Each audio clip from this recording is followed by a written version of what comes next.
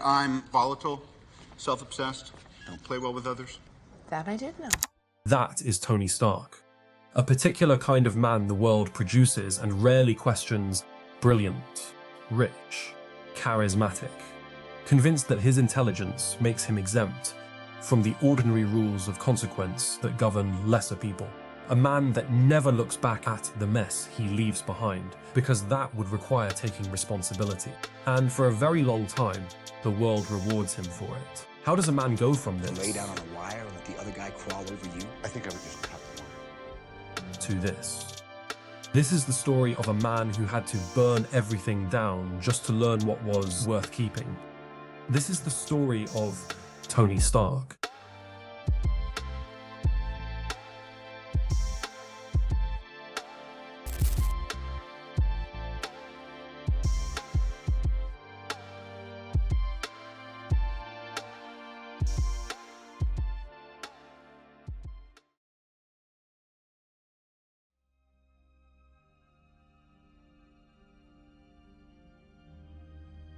Every journey toward redemption begins with an act, a choice, or a failure of courage so complete that it splits a life into a before and an after. Identity is described by the psychologist Paul Ricoeur as a story we tell continuously about ourselves, and the fall is the moment that story becomes impossible to continue telling honestly. So the mind adapts. It builds a different story. This is the sealed room. Before we can talk about Tony Stark's redemption, we have to talk about what he is being redeemed from. Tony Stark is an egocentric billionaire who grew up a genius with a brilliant mind for technology and inventions, inheriting Stark Industries upon his parents' untimely death. Tony designed many weapons of war for Stark Industries, far beyond what any other company was creating at the time. The story begins in every boardroom where Tony signed the contracts. Every Stark Industries weapon that ended up in the hands of someone it was not supposed to reach. The particular genius of Tony Stark's original sin is that it is institutional. He did not build the bombs that killed people. He owns the companies that built the bombs. He was not a monster. No, he was better than that. But that doesn't stop the harm. The bombs existed because of capital and decisions made at the top. Diffusion of responsibility in an institutional setting occurs when individuals feel less personal accountability and obligation for group outcomes, decisions, or ethical lapses. The I didn't know defense. Stark's eventual horror comes partly from seeing the weapons in use against civilians in Afghanistan, meaning he hadn't thought hard about where they end up. You might argue, how could it being sold to terrorists without him knowing his fault? For all he knew, the weapons were going to the US Army. Maybe you are right, but the issue isn't that he sold to terrorists. The issue is that he built instruments of mass destruction, got very rich from it, and never considered it his problem to track where the destruction landed. Institutional complexity can make not knowing feel legitimate when it actually isn't.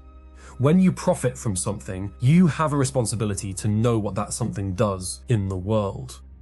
What makes this a genius setup for Iron Man as a story is that it forces a character who genuinely isn't a murderer by any conventional measure to reckon with the fact that the structure he sat at the top of was producing murder. Afghanistan puts him in that sealed room. When Tony got home from Afghanistan, the first thing he did was to shut down the weapons division of Stark Industries. Redemption does not begin with a grand gesture. It begins with the moment a man can no longer pretend not to know what he knows. He knows now. He cannot unknow it. That is the first stage, the ending of the long sleep.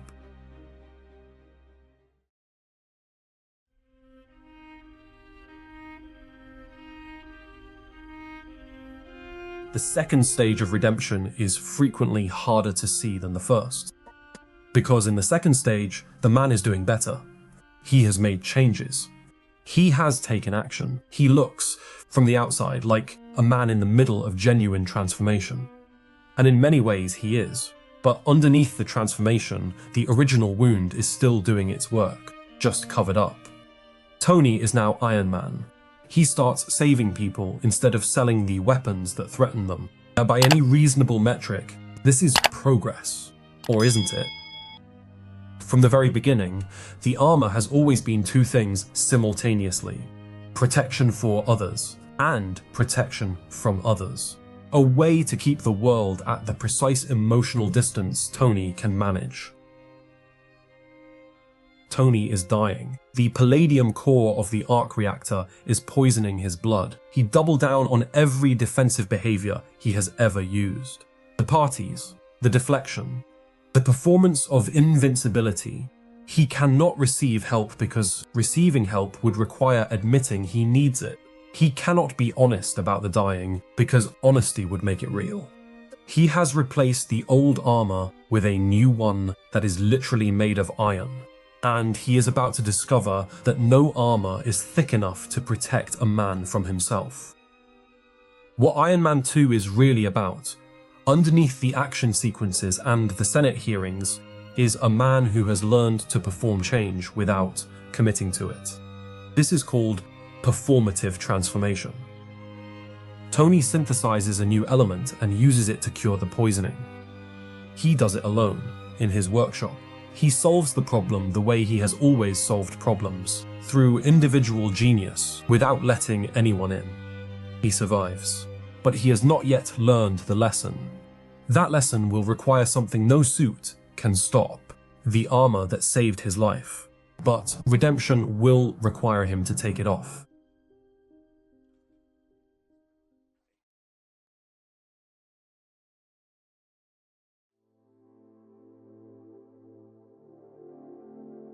Iron Man 3 is the most misunderstood film in the Stark trilogy. It is also, quietly, the most important one. What almost no one acknowledged is what the film is actually doing. It is systematically stripping Tony Stark of every single external source of identity and asking him, what remains? It starts with the panic attacks. The Battle of New York has done something to him that Afghanistan and palladium poisoning could not, because those were external threats with external solutions. Genius could solve them. But the portal above New York, that he couldn't. The moment Tony flew a nuclear weapon through it, fully expecting not to come back, that was an internal wound. He cannot figure out how to live in a world where that happened and everyone is just carrying on. This post-traumatic stress leads to his hypervigilance, the intrusive thoughts, the obsessive building between midnight and dawn. He cannot sleep. He is not building weapons anymore. He is building a fortress. After the Mandarin attack, the suits were destroyed. Tony ends up in Rose Hill with a broken suit and no resources. Tony is now forced to solve problems without the suit, building things from hardware store parts, using his mind, not his money, just to keep moving forward. And in those scenes we see the actual man, not Iron Man, but the person underneath all of it, brilliant yet scared, tender with the boy in ways he has never allowed himself to be with adults. He is, without the armor, oddly more himself than he has ever been with it on. Take everything from a man and what is left is either nothing or the only thing that was ever real. Tony discovers in Tennessee that something is left. He just has to learn to trust it without the iron casing. The film ends with Tony throwing his suits into the ocean. It is an act of surrender, an act of becoming. He does not need the suits to be Iron Man. He never did. The man makes the armor. The armor does not make the man. Tony removes the arc reactor from his chest. The shrapnel is surgically removed. He is not cured, but he is, for the first time, willing to be mortal.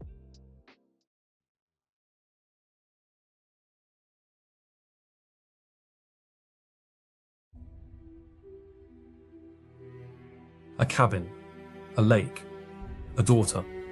When we meet Tony Stark in Avengers Endgame, the most startling thing about him is not how different he looks. The most startling thing is how present he is. Present in a way that the Tony Stark of the first 3 films never was. This is the stage of redemption. It is not dramatic. There are no explosions in it. There is just a man doing the quiet, daily work of being someone different from who he was. Small choices. The old Tony would have found this unbearable. The ordinariness. The way a toddler's needs cannot be solved with genius or money. The old Tony would have been building suits in the workshop. 5 years after Thanos' snap, Steve Rogers and Scott Lang arrive at the cabin with the time heist. But Tony says no. This is a moment often misread as selfishness or cowardice. It is neither. It is an honest prioritization. He has something real now, something he certainly can't risk. After they leave, Tony cannot sleep. He runs the calculations. At his deepest level, Tony has never been able to look at a problem that can be solved and choose not to solve it. The difference is that now he knows exactly what the solving will cost him. He knows it completely, and he does it anyway. The man who once built weapons because no one had shown him the cost has become a man who walks toward the cost with his eyes fully open.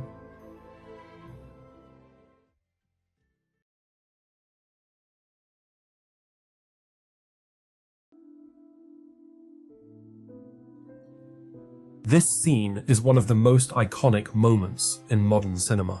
Every prior act of self-sacrifice in Tony's story has contained an element of escape. But this is different. This Tony has something to lose. He is not sacrificing himself from emptiness. He is sacrificing himself from fullness. The man who gives up nothing is not really giving. The man who gives up everything is the only one who understands what the word means. What makes the sacrifice genuinely devastating is not the death itself. It is the completeness of it. We have watched this man for 11 years move from a person who could not be honest about anything to a person who is, in his last moments, completely honest about everything.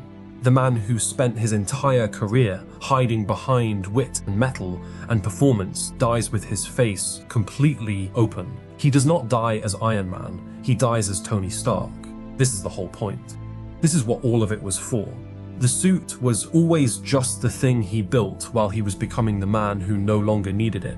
At the funeral, the arc reactor floats on the lake. Around it, every person whose life was altered by this one difficult, brilliant, impossible man. This is what Tony Stark was, at the bottom of everything. A man with shrapnel near his heart, trying to keep himself alive long enough to do something that mattered. He managed it. Barely. Imperfectly. Completely.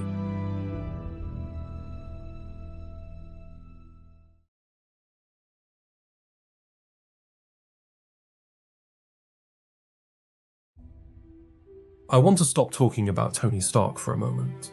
You see, the reason Tony Stark's arc resonates the way it does is not because it is a fantasy, but because underneath all the spectacle is an account of how difficult it actually is for a person to change. How many times a man can learn the same lesson in different forms before it finally takes. How progress looks like relapse before it looks like progress. Strip away the suits and the billions, and what you have is a story about a person who caused harm they didn't want to look at, built walls to stay safe, lost everything that propped those walls up, and had to figure out who they were without any of it. You know someone like that. Or maybe you are someone like that. Your armor looks different, but the architecture is the same. I want to ask you something, and I want you to actually sit with it before you move on. Is there something in your life that you already know the truth about, but have arranged things very carefully so that you never have to be in the same room as it? A relationship you are staying in, not because it is good, but because leaving would require admitting what it has cost you. A version of yourself you are presenting at work, to your family, to your own reflection, that is assembled from performance rather than reality. A harm you caused that you have insulated yourself from by staying busy, staying moving, staying one decision ahead of the moment. Tony Stark spent years doing exactly that. He structured his entire life so that the damage stayed at a comfortable distance. He never had to look at it directly, until the cave took that option away. Your cave will not be in Afghanistan. It probably will not involve a car battery wired to your chest, but it will come. It comes for everyone eventually. The moment you are standing inside the consequences of your own choices with nowhere left to look except straight at them. The question is not whether that moment arrives. The question is whether, when it does, you let it open you, or whether you immediately start building new walls to replace the ones it knocked down. Because that is the trap Tony nearly spent his whole life in. The reflex, every time something cracked him open, he immediately engineers something to close the gap back up. You know this reflex. You have it too. It is the reason you picked up your phone in the middle of a difficult conversation. The reason you said "I'm fine" to someone who would have listened. The reason you threw yourself into work at the exact moment your life was asking you to slow down and feel something. The armor may be different for everyone, but the function, that is identical.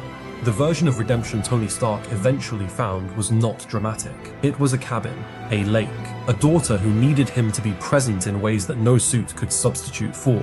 It was the slow, daily, deeply unglamorous work of becoming someone who could be loved without flinching.